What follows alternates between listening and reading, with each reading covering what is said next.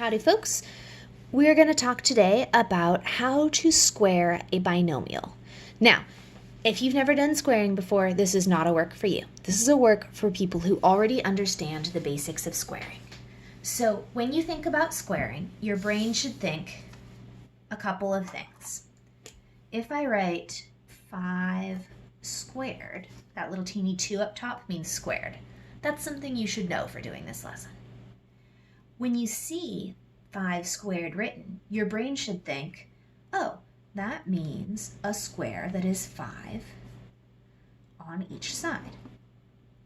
And the total is how many squares are inside of it. So in this case, 5 times 5 is 25. 5 squared equals 25. If you haven't done this work yet, this is not a lesson for you. If you've done this work and you feel pretty confident with it, then you're ready to do this one. Binomial means 2 names. Bi is 2, nomial means names. That sounds a little confusing, but all it actually means is a number higher than 10. So if you're squaring something like the number 12, well, 12 is actually made out of 10 plus 2. That gives you the 2 names. One name is 10, one name is 2. Finding the square of the number 12 is squaring a binomial. Now, in class when we do this work, we do it first using the pegboard. So I'm going to show it to you on the pegboard, and then I'm going to show you how to do it on graph paper, which is another way to do it. All right, so let's use the number 12. We're going to do 12 squared. 12 squared. So we need to break the number 12 down into its 2 names, the 10 and the 2. And for this work, we want to use the colors that we use in math to help us. So blue means tens. The number 12 is made with 1 10, so we need 1 blue. The number 12 is made with 2 units, so we need 2 greens. Now, you don't have to do this next part, but I always like to do this just so I don't get confused. I put a little divider in, so I know that that's part of me making the question and isn't part of the answer. Now, it doesn't say build 12, it says what is 12 squared. So that means I need to do 12 down the other side too. So we'll do a 10 for the 10 part and 2 units for the 2 part. 10 and 2 units is 12. I'll put my little divider again just so I don't get confused. My divider is extra teeny there. I'm going to need to use 2. Okay, now we're ready to find the answer. To find the answer, we are going to do 9 small multiplication questions. And we're going to do them kind of like you did math way back in primary when you slid your fingers along the multiplication board to get the answers.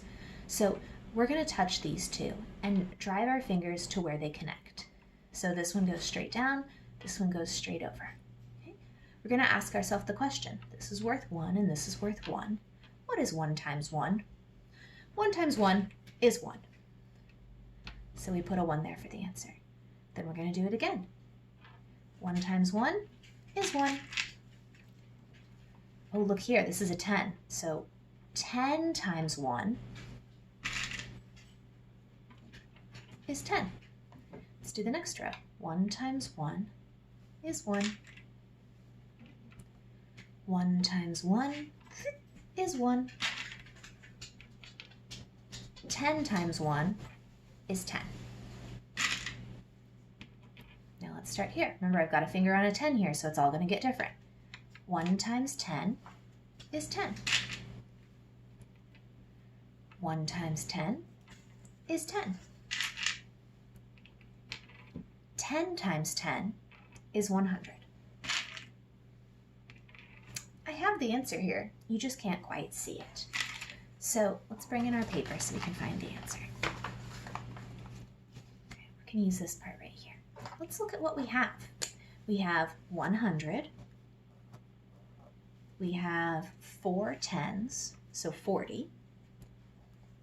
And we have 4 units, so 4. If I make that into an addition question, notice that I lined things up so that the units are all on top of units. 0 plus 0 plus 4 is 4. 0 plus 4 is 4. 1 plus nothing is 1. So 12 squared equals 144. Now, if you've gone to the trouble of being awesome and learning your 12's times tables, you already knew this one. But do you know what 35 squared is? Probably not off the top of your head. So I showed you with a nice easy one, but try ones that are harder. Try 35.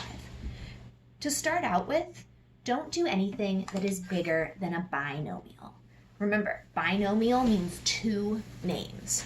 So if the thing you're working on is more than 2 digits, if it goes into the hundreds, something is going to change here, and you might not be quite ready for that. So go for numbers that are 99 or lower. All right, I'm going to show you how to do the same thing on graph paper since you don't have this material at home. If it helps, remember that when we do this work in the classroom, we sometimes look at this cool little chart that reminds us of what the colors should be. So it says units times units equals units, tens times units, see T times U, equals tens, T times T means tens times tens equals hundreds. If it helps, draw yourself a little one of these, because every time it's going to give you the same basic pattern. It's going to be a square of green, 2 blue rectangles, and a square of red. All right, I'm going to press pause for a second and get ready with the graph paper. When we do this work on graph paper, 1 square of graph paper equals 1 peg hole in the pegboard. So I'm going to fold away the work we already looked at just so it's nice and clean and easy to focus on. Let's do a little bit bigger one. Let's do, how about 25 squared? So a square that is 25 on each side. Well, let's break 25 into its two names. It is 20 plus 5. All right. So we're going to set it up. 20 means 2 tens. So 1 10, 2 tens. 5 means 5 units. 1, 2, 3, 4, 5. That's 25 right there. Now let's do it going down the side as well. 2 tens, 5 units. All right. Now we're going to go through and do the tracing our fingers thing, same as we did before. Units times units is units. 1 times 1 is 1. 1 times 1 is 1. 1 times 1 is 1. 1 times 1 is 1. 1 times 1 is 1. 10 times 1 is 10. 10 times 1 is 10. I'm going to color a bunch really fast. 1 times 1, 1 times 1, 1 times 1, 1 times 1, 1 times 1, 1 times 1, 1 times 1, do. These are all 1 times 1. When you're getting started, do this with your own fingers, but you didn't need to wait while I traced 25 times. All right, 10 times 1. 10 times 1 is 10. 10 times 1 is 10. These are all 10 times 1 is 10s. Let's finish up the top part together. 10 times 1 is 10. 1 times 10 is 10. 1 times 10 is 10. 1 times 10 is 10. 1 times 10 is 10. 10 times 10 is 100. That's going to be this whole section right here. These are all 10 times 1s. And now we're ready to find our answer. So just like before, we're going to start by counting our hundreds. We have 4 hundreds. So I'm going to write 400. Let's count our tens. Well, we have 1, 2, 3, 4, 5, 6, 7, 8, 9, 10. The exact same amount over here. 10 and 10 is 20. We have 20 tens. Let's look at this over here for a second. 20 tens. We could exchange this to get hundreds, and it would give us 200s. If it helps, you can just think about putting that extra 0 on the end for it meaning tens. 20 tens is 200s. You can also count up like this to help you. 10, 20, 30, 40, 50, 60, 70, 80, 90, 100. 110, 120, 130, 140, 150, 160, 170, 180, 190, 200. All right, and then in our units, we have 5 times 5. 5 times 5 is 25. 25 units. All right, let's add it up. 25 squared equals 625. For your work on graph paper, I also suggest that you don't go over 99 to start with. Stay with binomials. We'll do trinomials together at some point. If this work feels way out of your depth, if this feels like something you have never looked at before and you feel confused, save it for something for us to do together in the classroom.